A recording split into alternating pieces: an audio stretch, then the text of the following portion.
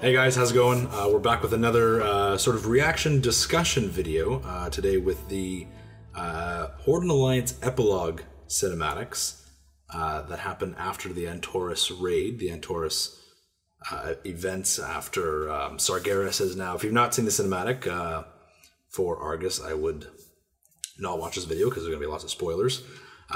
We know that Sargeras' final act before he's imprisoned, taken away to the seat of the Pantheon. Whatever happens there, we know he stabs his sword into Azeroth, leaving it impaled within the sands of Silithus.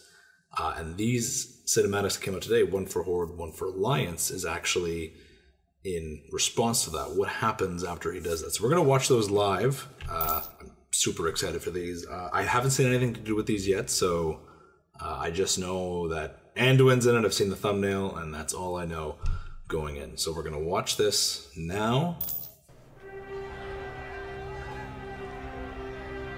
Like many of you, I know firsthand the pain of loss. My father, King Varian Rin, gave his life to save his people. He knew that no one, not even a king, is more important than the Alliance.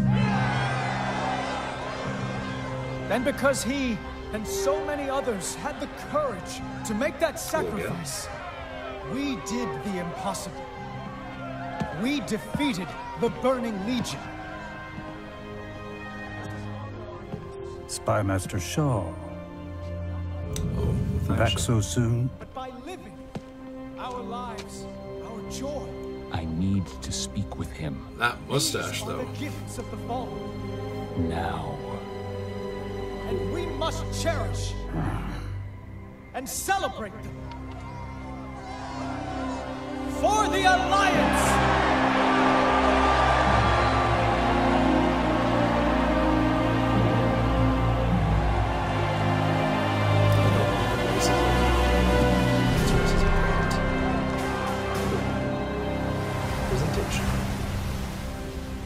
We've observed an unusually large cluster of goblins in Silithus, and the numbers are increasing. Goblins aren't the most charming people, but they do things for a reason. And those reasons usually involve money. So, the Horde has found something valuable then. They have indeed. This. Azerite.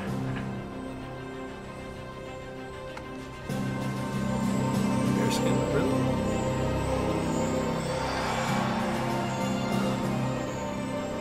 What? Calm down, Anduin. What is this? We don't know. It would seem the Horde does, and we must find out more. Agreed. We have eyes on it.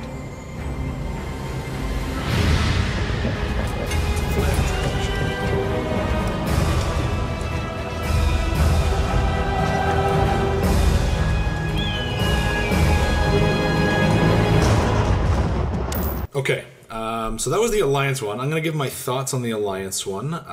Before I watch the Horde one, I was gonna do both, but I figured I'm gonna give my thoughts on this now. I've gone and rewatched the Alliance one a couple times after that first watch, and okay, so I love. We'll start with the very beginning of the speech. Anduin correcting himself over when he says "my father," and he corrects himself. King Varian Rin. You know, you can't help but feel bad for the kid. You know, the kids had so little time to actually recover from his father's death in the wake of the Legion's war. As we saw in the Anduin and Velen and Gen cinematic with the sword, he needed to see for himself where it happened, and everything's just happened so fast, so he still gets choked up talking about his father and correcting himself and calling Varian by his full title, I think made this speech more about the Alliance rather than him being the son of Varian. From the perspective of the Alliance crowd, at least. That's what I gathered. The reason he corrected himself was to sort of keep pushing the speech forward, but making this about the Alliance, not about himself. which I thought was a nice touch. You know, the choke was, you know, you gotta feel sad for the guy. I liked how the full crowd, there was just races of all kinds, gnomes, dwarves, Draenei, Pandaren, Worgen, humans. Saw a couple Gilnean humans in there, judging by just the outfits they were wearing. You know, everyone was in there. And then you got Gen standing at the back. The first time Gen's looking positive. He's always looking so, you know, so grim or angry or sad.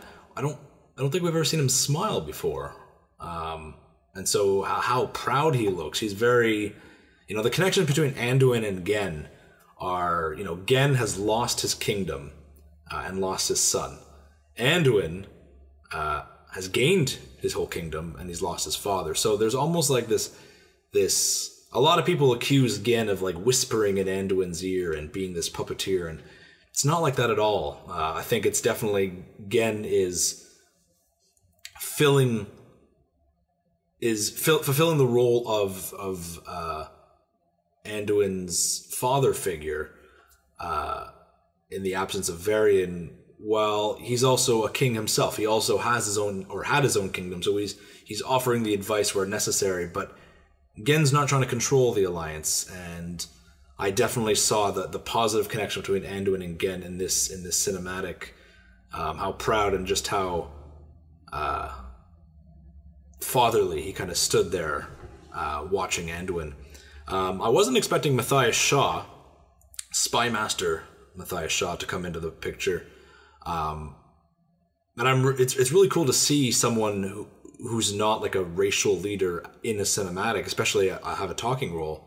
So I'm kind of thinking, like, is he going to get almost like an Admiral Taylor kind of role? Hopefully he doesn't get the Admiral Taylor treatment, but hopefully, you know, Admiral Taylor was one of my favorite parts about Mists of Pandaria, because he was this sort of new character, not new because he was in Cataclysm and whatnot in the story before Mists of Pandaria, but he sort of entered this role as this prominent secondary Alliance character. So I'm actually really excited to see a non-human leader come into the picture as not a main character, but at least a secondary character to show off the just how badass the SI-7 is in Stormwind. Anduin being handed the Azerite with a bare hand, I was like, okay, you know, you don't know what this chemical is, you don't know what this rock is, you know, you'd think, tell your king to put on a glove or something, but whatever.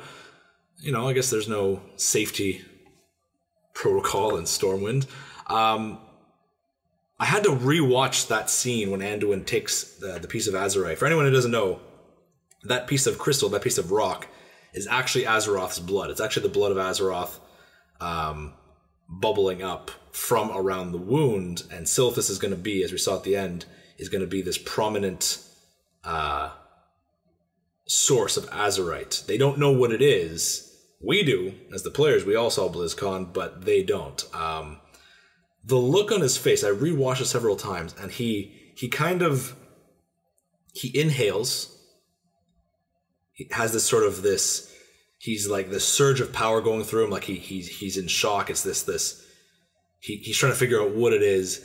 Then there's this very subtle, I don't want to say maniacal or deranged, but there's this rapid change in expression on Anduin's face. He goes from inhale, I don't want to use the word maniacal, but there's this wild, this almost unnatural look in Anduin's eyes for a split second, and then he settles down. He calms down right after that.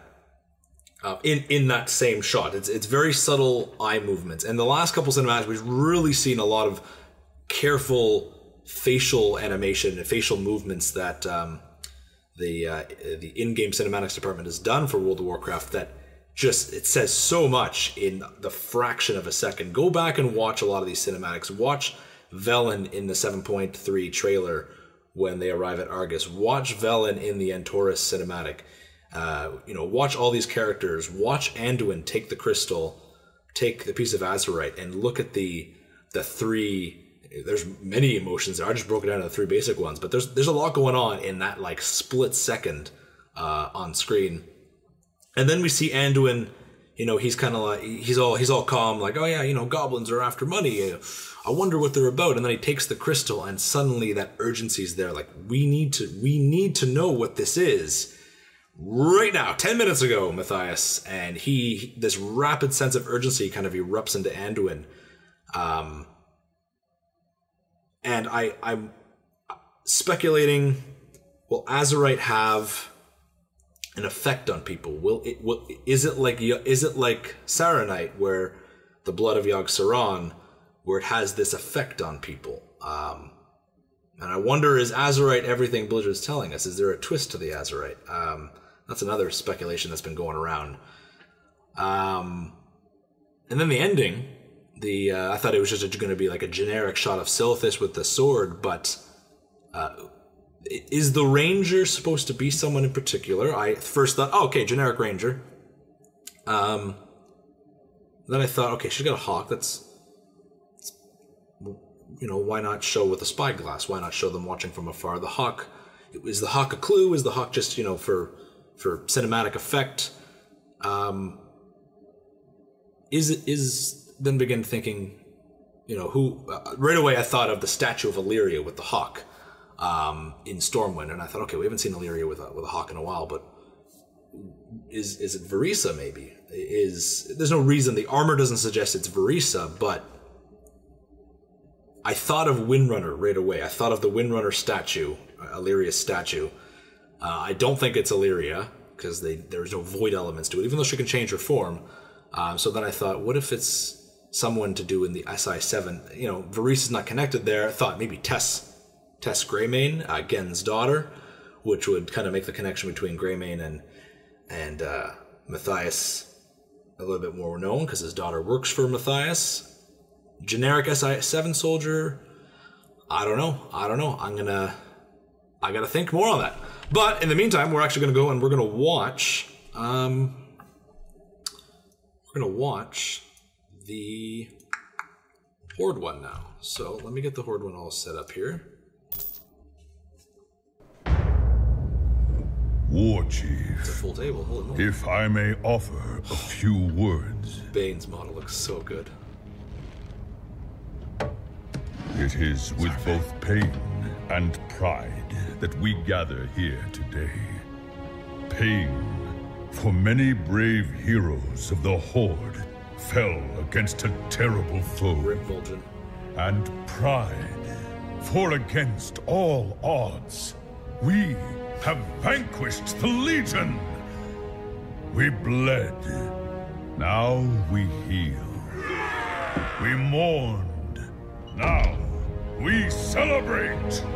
For the Horde! For the Horde! What a little shit. War Chief, a moment of your time. No doubt Gallywix. Gallywix wants to push his latest money-grubbing scheme. Even they don't trust him. Rats scurry about their business. And get eaten if they're not careful.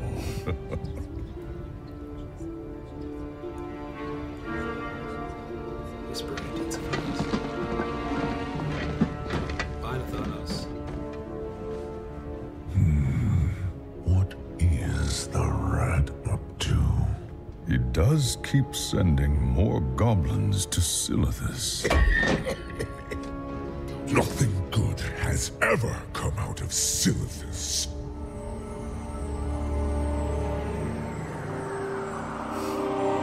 So they did keep it on his cane. This will change everything. I told you. And the Alliance knows nothing of this. Don't worry, War Chief. I got people on it.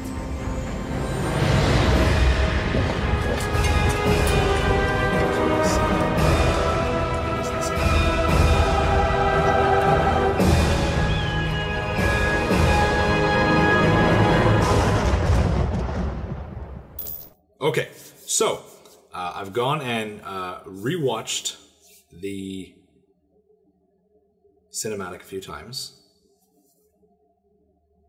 and got a lot of thoughts here. There's a lot more going on with so many more characters in the Horde one. Not to say I like it better. I think both are awesome.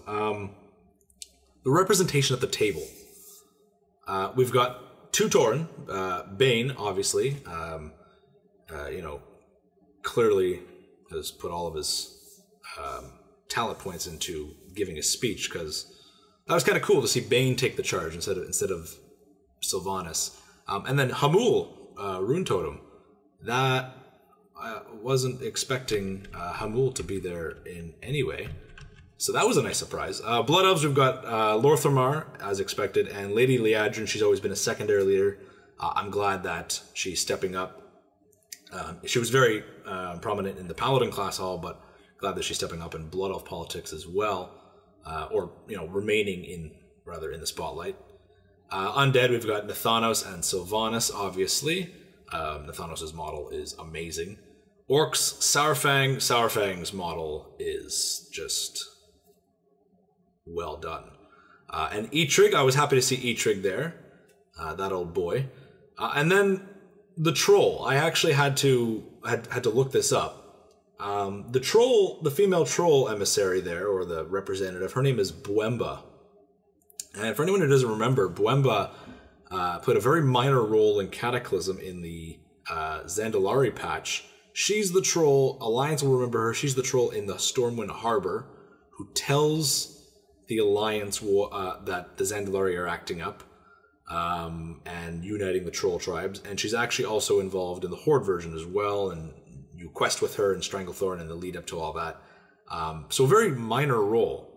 And I don't think we've seen her since. You know, she might have been at Vol'jin's funeral. She might have been a random NPC here in the background, random spots, but she's never had a prominent role in the lore since. So I'm actually curious and really excited to see a female troll, because there hasn't been many female troll characters in World of Warcraft lore.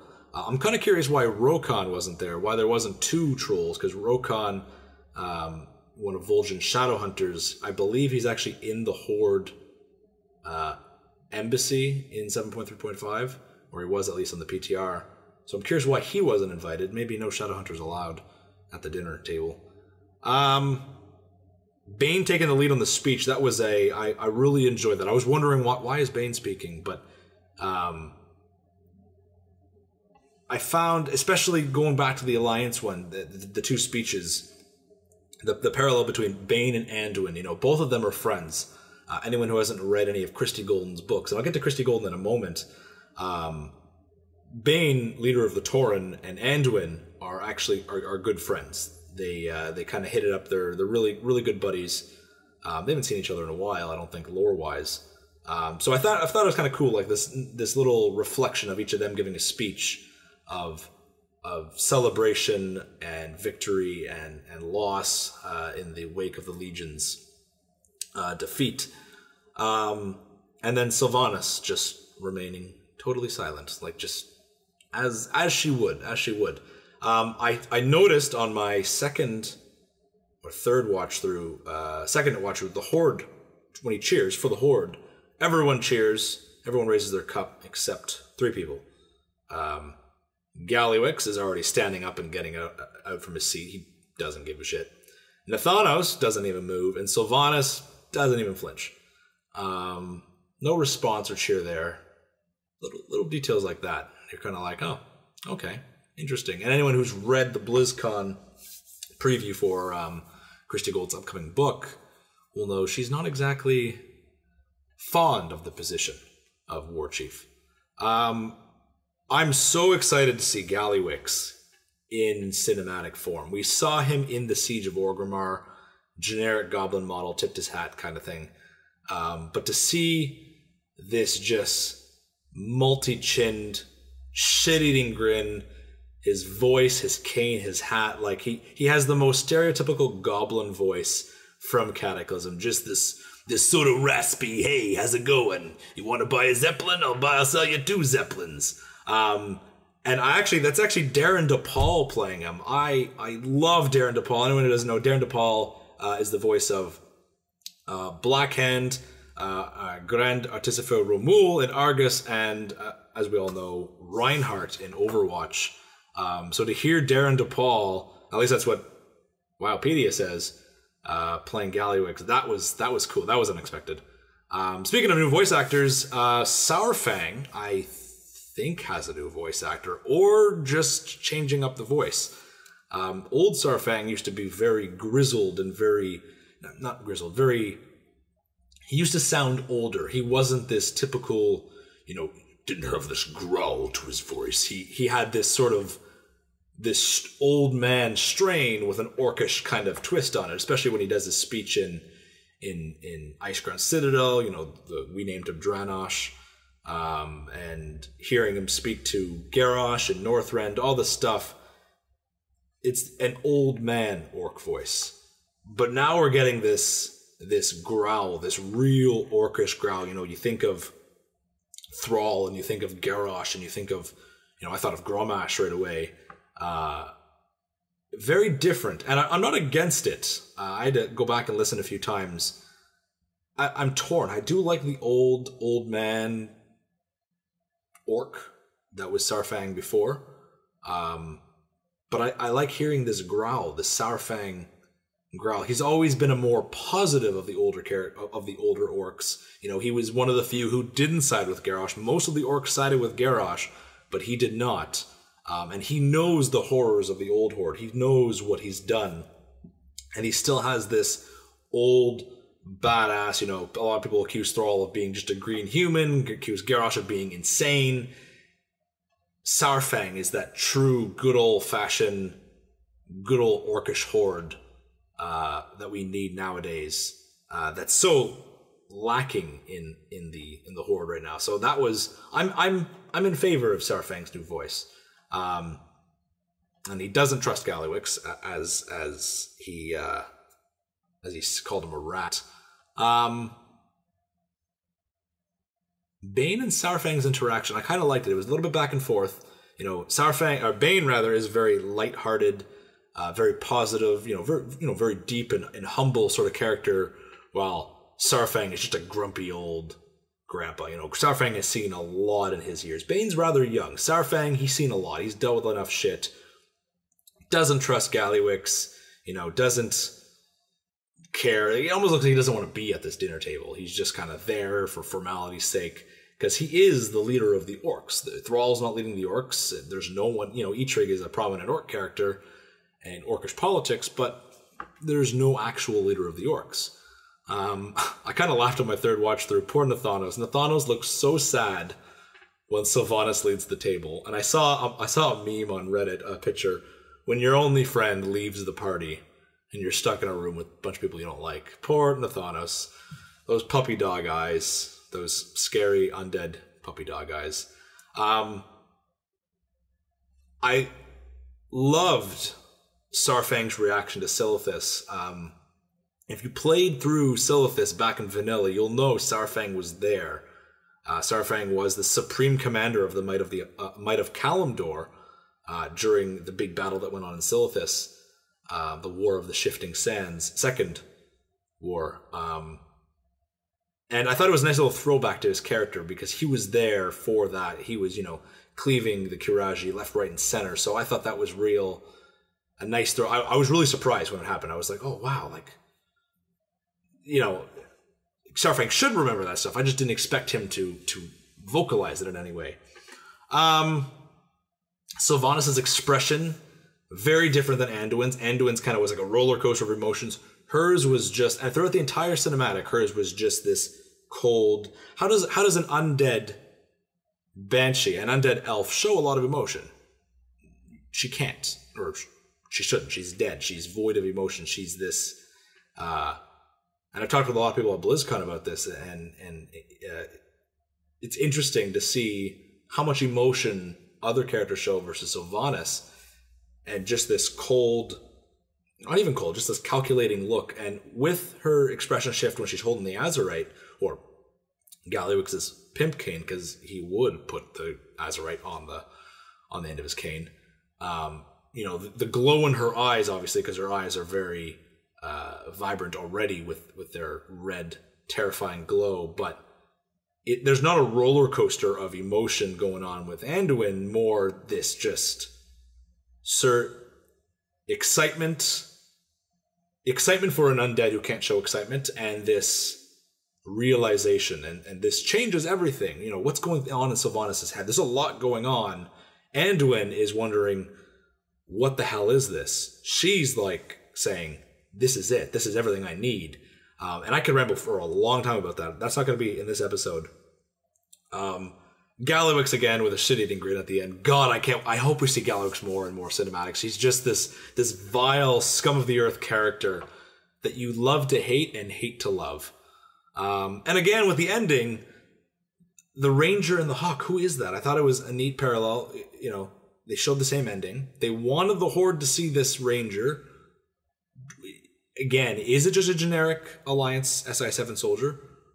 Or is it something more? Is it my third watch through? I watched the Alliance 4 times and the Horde 3 times. There's the mention of the elf in the artwork from BlizzCon. There's 2 pictures, Sylvanas standing in front of Teldrassil, and then Sylvanas standing in front of burning Teldrassil. And there's an elf off to the side. And in the first picture, she's a pincushion with arrows. She's filled with arrows, and she's not dead. She's kind of propped up to the side. In the second picture, she looks to be more comfortable, and the arrows have been removed. So people speculate, is that her sister? And I'm thinking, holy crap, could this be Illyria? I can go on for a long time about this, but a lot of stuff to think about. We'll definitely talk about this in our streams. Twitch.tv/LostCodexLore is where we would be talking about this kind of stuff. So if you see a stream and come hang out, talk about lore, ask me any questions. I'd love to ask you guys some questions. Stay tuned. We're actually working on a big episode right now. The Antorus raid is raid episode, rather, about all the bosses in the lore of Antorus. That is a huge script we're working on right now, and that is underway. We are just about finished all the scenes, and the animation begins soon. So stick with us. We will be doing a behind-the-scenes look coming out before the episode, and then a second one coming out after. So it gives you guys some content to look forward to. I do apologize the delay for this next big Lost Codex episode. It's going to be a holocore, a very long holocore episode. That's going to be a while. Not a while, week and a half, 2 weeks. We're hoping to get this out as soon as possible. A lot of work goes into this, guys, so we appreciate it. And we are reworking our Patreon, so stay tuned for our Patreon updates. A lot of people have been messaging me about, best ways to show support in any kind of way, which isn't necessary, but we appreciate it so much, guys. And so the Patreon updates are coming. We're going to be offering more rewards, some really cool stuff that I'm excited about, that are being revamped with some new additions to the team. So stay tuned with that. Thank you for tuning in for another reaction conversation Beyond the Sanctum episode, and we'll see you guys very soon. See ya.